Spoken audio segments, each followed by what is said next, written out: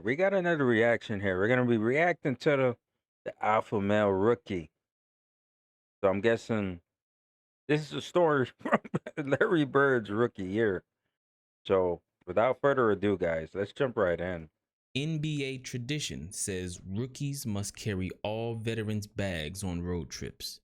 But a rookie Larry Bird, on his very first road trip with the Boston Celtics, stood up in front of every veteran on the bus and said, I want you guys to know I'm never going to get you any water, and I'm never going to carry one bag, ever. And he Hey, never did. yo. And Hey, yo. Why did I not know about this story from the jump? Yo. Stand on business, Larry. Wow. later that year, when he was confronted by an old Hall of Famer, Pete Maravich, Larry Bird said something so disrespectful, it sent Pete into retirement. This is the story of how a rookie Larry Bird established himself as the alpha male and dominated the NBA from day one. When I walk in the first day of camp, them guys were on the floor stretching, and here comes the white savior, here comes this, here comes that. I sort of enjoyed it because I knew I was going to battle them all day. Cedric Maxwell, the Celtics' leading scorer the year before Larry arrived, had a rude awakening. He was skeptical that the self-proclaimed hick from French Lick was all hype until that first day in training camp, and all it What's up with what's up with the veterans always having some type of like hatred towards a rookie coming into the league? Like what happened to humility? What happened to like I'll take you under my shoulder and I'll show you the ropes, things like that. What what in the world? took was one day. I'm thinking, oh, he's slow, he can't get off a shot. He's not that strong. This is gonna be a layup. Bam, knocks down the jump shot. Okay, maybe that was luck. Gets the ball again. Bam, knocks down another jump shot. Now I'm thinking like, okay, hey, you know what? I'm gonna D this guy up. I'm gonna show him what it's like. 20 feet away. Bam, 25 feet away, bam. My mind just goes to the, damn, this white guy can play. The Celtics were the second worst team in the league before Larry Bird arrived, winning only 29 games. But even as a rookie, Larry Bird led that exact same Celtics team to a 61-21 record. That 32-game turnaround was the greatest single-season turnaround in NBA history. And what's most impressive is he did it with no Robert Parrish, no Kevin McHale, no Dennis Johnson, Bill Walton, or anyone.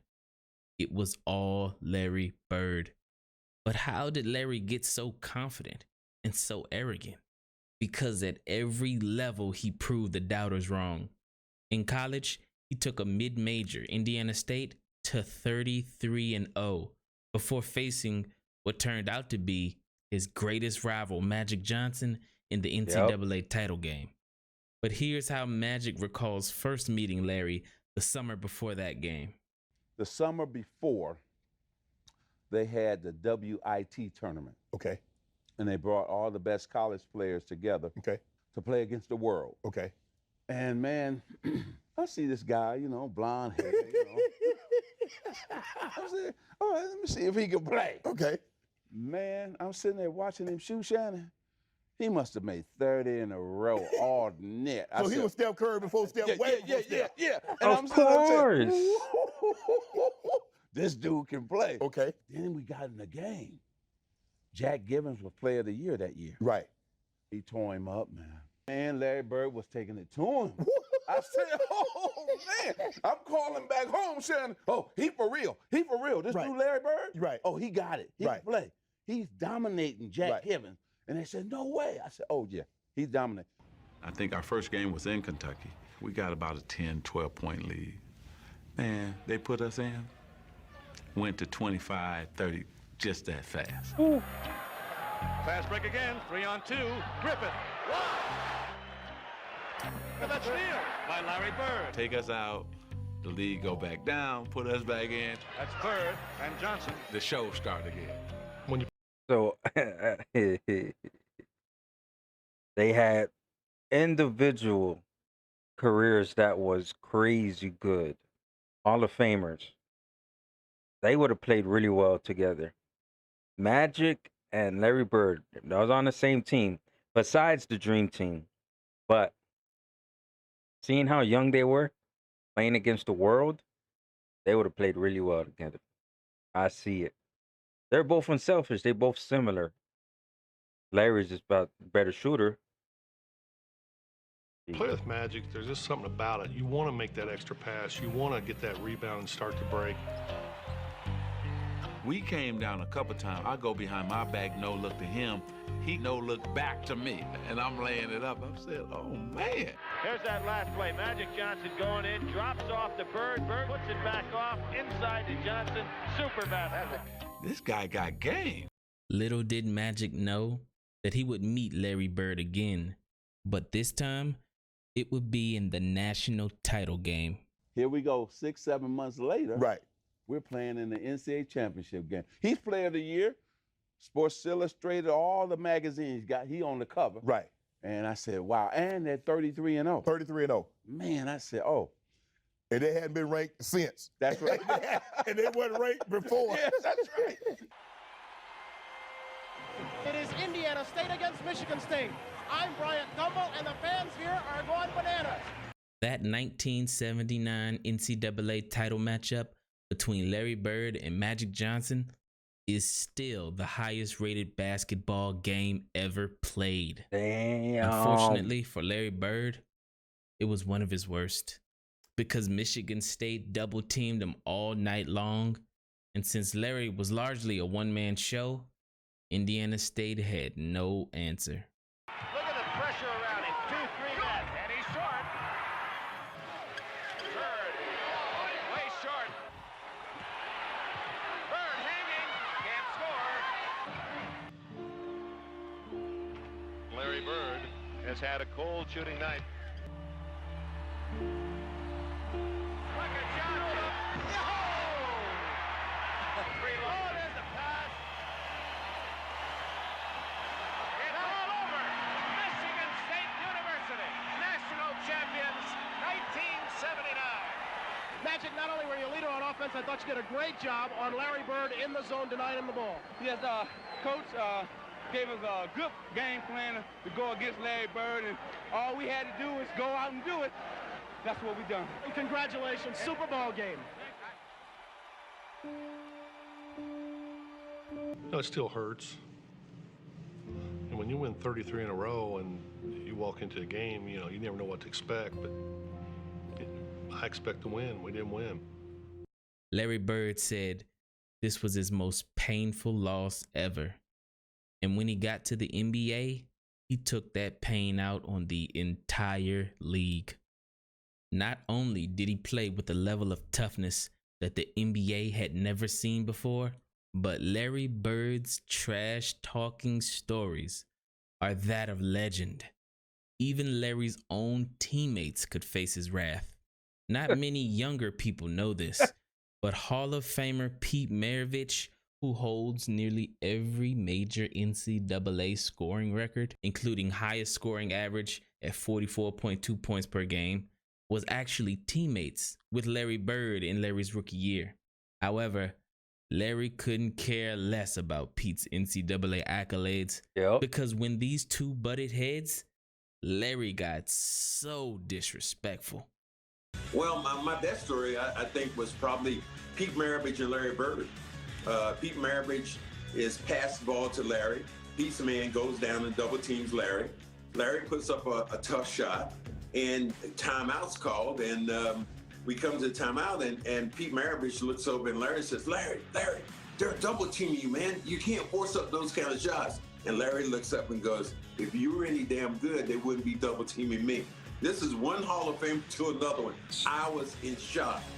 Yeah. Ouch. Wow. Pete Maravich retired at the end of that year, while Larry Bird made the All-Star team. Here comes the rookie out of Indiana State, who has lived up to his expectations, Larry Bird, and I'm told the other night here in Washington, he put on a clinic. Dantley gave it back, and Kermit Washington, and Bird rebounds, and now it's the East with a fast break. Behind is back to Gervin, and Larry stayed with the rebound. When you call playing the whole court, get the rebound, take the pass back up the middle, make that pass, and stay right with it when they right in there.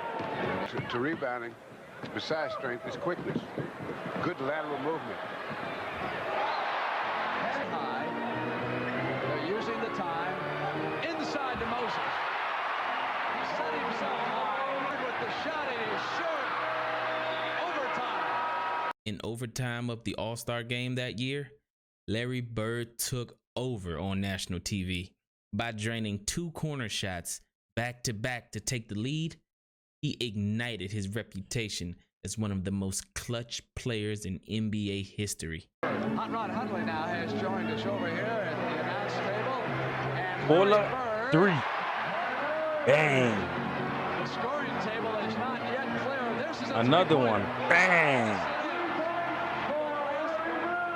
And that's a three-pointer is Larry Bird. It's back-to-back field goal. After that, he pulled off the play of the game and one of the greatest passes in his career. 42-136, three-point try by Sigma is off. And Bird comes out on the move. Dishes to Malone. Malone comes up. Stayed with it. Sigma with a hand. Taps it back to Gervin. I don't believe he saw it. Touch pass. That year, Larry Bird finished 4th in MVP voting, won Rookie of the Year, and pissed off his arch nemesis Magic Johnson, which ended up being the greatest individual rivalry in sports history. We ended up in the 2 most famous, franchises, Right. the Celtics and the Lakers. And then his personality was Boston. My personality was Hollywood. Right, right. I mean, they couldn't have scripted this any better. No. He was rookie of the year. I think you got like 1 or 2 votes. That's all. That's all you. I That's think all. I think it was like 32, all. 33 No, to like 1 or 2. No, even more than that. It was 60-something to like 2. I hate to say that, too. I got to say that on TV. And so I was pissed, man. I was mad. You like, hold on. Became the first rookie in NBA history to be named Finals MVP. Yeah. I was only the 3rd dude ever in NBA history to go from the college championship to the NBA Finals championship. And so I get like 2 votes. And they were 2 LA dudes. I'm like, okay, he's not that much better than me. Right. Not 63-2. Right. But okay, I took it.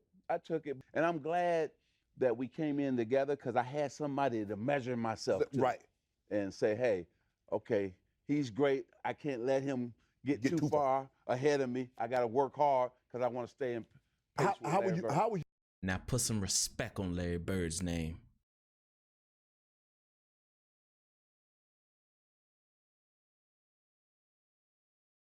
That was okay. Larry Bird being a savage, I knew that. The ultimate savage, I did not know about. The alpha rookie. He said he ain't no rookie hazing, ain't no water, and Pete Maravich, dang. That boy, he a savage. He a dog. Larry, that real dog, man. Wow. That story shocked the heck out of me. Nah, but hey, it was scripted. It was scripted the way it's supposed to be. Larry Bird being with Boston, it suits his personality, it suits who he is, and Magic being with LA. Perfect. And the rivalry itself, hey man, what more can you say? What more can you say and express that rivalry and both organizations, they benefit, they They reap the benefit of both of these great legends. Man, that's crazy. Guys, if you love this reaction, hit that like button, man.